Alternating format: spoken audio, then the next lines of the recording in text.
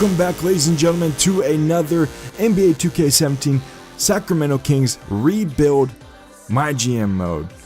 Today we're going to be, as you would think, planning for the future. That's what this is about. It's about trading, and it's about planning for our future and the direction we want to take. Now, we could tank completely and just go for draft picks. Try to rebuild for the future. Go for that Danny Ainge Boston Celtics route where they picked up a ton of draft picks and some prospects like Isaiah Thomas, Al Horford, and now they're contending for that number one spot. Well, they actually solidified the number one spot in the East, and they're going to be competing with the Cleveland Cavaliers for that Eastern Conference title. They built themselves up since that KG Paul Pierce era to be back to the level where they are now. That's what we're looking at doing, so kind of in their model, if not better. So what I want to look at today, before we get into the trading aspect of our roster and the trading aspect of improving, I want to look at the scouting. In this roster that I have downloaded for the draft, there's Markelle Fultz, there's Lonzo Ball, Josh Jackson, Jason Tatum, and De'Aaron Fox. Now, if you'll notice, there's 3 point guards on the board. 3 point guards. That number one spot, if we get the number one overall pick, I'm probably going to go the point guard route. We need a point guard to go with Buddy Hield. I think the 2 and the 5 roster spot for us is pretty much solidified. We have Willie Cauley-Stein, we have some young talent as big men, and we have Buddy Hield. All right, and those 2 positions, I think we're pretty much good at. But I really do want to get a wing player, and I'm really thinking we need a point guard. So I'm mainly looking at these 2, Markelle Fultz and Lonzo Ball, but I'm still open to discussion. So I want to go through this, and I want to show you guys some of the great things if you're doing a Kings rebuild that is just tremendous for you, and some vital pieces that they have on the roster already. If you notice here, Rudy Gay, he has a 1-year contract. Darian Collison has a 1-year contract. Tyreke Evans has a 1-year contract. So that's 3 players. 1, 2, 3, the best overall for us that have 1-year contracts. 4 1-year contracts. 5, 6, 7, 8, 9. 9 roster spots for us have a 1-year contract. Now what that means is we are set for this free agency. So if Steph Curry comes out, if KD comes out, we could attack those 2 and maybe potentially get some big fish on our roster. And that's what's great about this roster. Those 1-year contracts set us up for the future. And another thing is, the max length that we have in a contract based on this is only 2 years. So I'm not looking to add anyone that's going to have like a 4-year contract or a 5-year contract. We're pretty much set with what we have right now. And the big thing is, if we can get one of those big free agents, that's going to change how we draft and who we draft. You're looking at potentially, if we get KD, for instance, we can pick up KD, and then that first overall pick, if we get it, or that lottery pick, if we get it, can be a point guard, can be Lonzo Ball. So we'll be set at the 1, the 2, the 3, and then we'll have Willie Cauley-Stein and our big man up front ready to attack. So we're in tremendous position to make some moves. The thing is, we can't screw it up. I want to be able to pick up more draft picks. We need draft picks. More than anything, we need to trade some of these players away, utilize their contracts, not get anything in return that's going to hurt us for this offseason, and then we'll be set in this draft. I want at least 2 or 3 maybe first-round draft picks, even if one of those draft picks is in the later rounds. Now, if for some reason we can get 3 draft picks and 2 of those be lottery picks, we are set for next season, and we're going to be a young, up-and-coming team. So right now, I want to look at some of the players that we can move, some of the players that we can trade, and potentially get that other draft pick that we need. First up on the trade block is actually someone I thought that we would be building around. But then I come to think about it, he's one of our best pieces to move and to get something in return for. He's older, and Rudy Gay is injury-prone. So why would I want Rudy Gay on our roster when he's an 81 overall and we can move him for someone younger and someone potentially better and get a draft pick maybe in return? So the first person that comes up and the first trade offer is Dario Saric from the 76ers. They're giving us in return as well as Dario Saric, they're going to and willing to offer us a second-round draft pick, which is one of our draft picks apparently, from the Kings, which is a swap best with the Bucks. So that's someone we're looking at. Dario Saric, he's the 4 spot, so that would give us someone at the 4 spot to pair up with Willie Cauley-Stein, and he's a rookie. He's young. He had a tremendous season this year. So Dario Saric is someone that we could trade for. Chris Middleton, I don't want you. That 3-year contract is way too much. I'm not even going to touch you. All right, Chicago Bulls. Now, this is very, very interesting. Look at that first-round draft pick they're going to offer us. It's our own draft pick from this year, and it's top 10 protected. The thing, though, is we'd have to take Rajon Rondo back only for a year, so that really wouldn't do anything for us. We'd be able to sacrifice that. They'd get Rudy Gay. We'd get our draft pick back, and that could be a lottery draft pick if we tank. So we'd have the Pelicans draft pick, which we already have. We get our draft pick back, and if we tank, we have the future completely set up because I'm tanking. I'm going for that lottery pick. So that could be something we do, and I'm not really worried about moving this 2018 second-round draft pick from the Trailblazers. This is another interesting one. Jay Crowder, he was pretty young. He's 26. His contract isn't burdensome, which is something I like. And we'd get Marcus Smart for a year. He'd be a backup point guard for us at best, and we could probably trade one of our point guards to get rid of him. The only thing I don't like about this, though, is that we have, in this trade scenario, we have to give up one of our young pieces in our young center that's paired well with Willie Cauley-Stein at the moment. Paul Millsap, don't want you, man, though you do have a giant contract, but I don't want to give up any draft picks to get you. Rudy Gobert, once again, that could be a good move. He's young, but his contract is way out there. 5 years, $96 million. That's more than I want to take. More than I want to take on, because that's going to hinder us in the offseason. But he's an 86 overall, so that's pretty good. New York Knicks, this could be something we do. Once again, the problem, though, and the problem with this trade is that Joakim Noah, a 4-year, $72 million contract, that's going to be tough to move. It's going to be tough to get rid of Joakim Noah, but they do have this first-round draft pick offered. The thing, though, is it's a lottery-protected pick, so we wouldn't be able to get back into the lottery. Nerlens Noel, I don't really want either of them. They wouldn't do anything for me. It would just be a downgrade, and I would pick up pieces I don't really want. Jeremy Lin, this could be another trade that we do.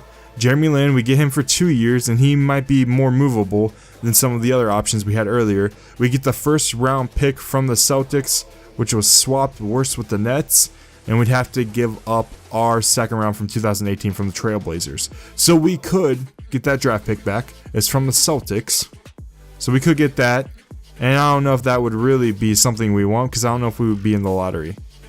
Andre Drummond, that's a big option. 85 defensive player. He could be big for us, but we are set at that center position. So I don't really know if I want to do this because he has another gigantic contract, but it would kind of upgrade our center spot. And we'd only be giving up one player that we had to give him up anyway in Aaron Aflalo and Rudy Gay, but that contract just might be too much. Serge Ibaka. This Raptors offer is a top 3 protected offer, and that could be something good. But the Raptors are also a playoff team, so I'm not really sure that we'd even get anything worthwhile in this trade. I don't want anything from you guys. Houston Rockets, you can get out of here. Timberwolves, they're going to give us a first-round draft pick from this year. They might be in the lottery. That could be something, but they're also a pretty decent team, so they'd really threaten us that they can make the playoffs and get bounced out of the lottery. And then the final offer is from the Portland Trail Blazers. It's a top 5 protected pick from the Grizzlies, and the Grizzlies are a playoff team perennially, so that would probably be a pick in the 20s, or if not the teens. So those are the offers that we get for Rudy Gay. What I'm going to do now is, up in the right corner, I'm going to ask you guys a question. Should I trade Rudy Gay? It's a yes or no question. All you gotta do is click it. Okay? Now, if you want to go further, tell me which of these trade offers I should get for Rudy Gay. I am really, in my favorite trade offer, just from the potential of it, is Master Genius getting Rajon Rondo, probably trading him away, and getting our first round draft pick back. that top 10 protected, but it's our own draft pick, that might be pretty good. That might be a pretty good offer that we just can't refuse. Alright, so let me know. Either way, poll question down below in the comments. Let me know. But we have more trades to look at and more offers that we could potentially get. Should we tank? We have one more trade to make at minimum. Actually, maybe even two, because we did promise our GM that we would trade Aaron Afalo and Anthony Tolliver.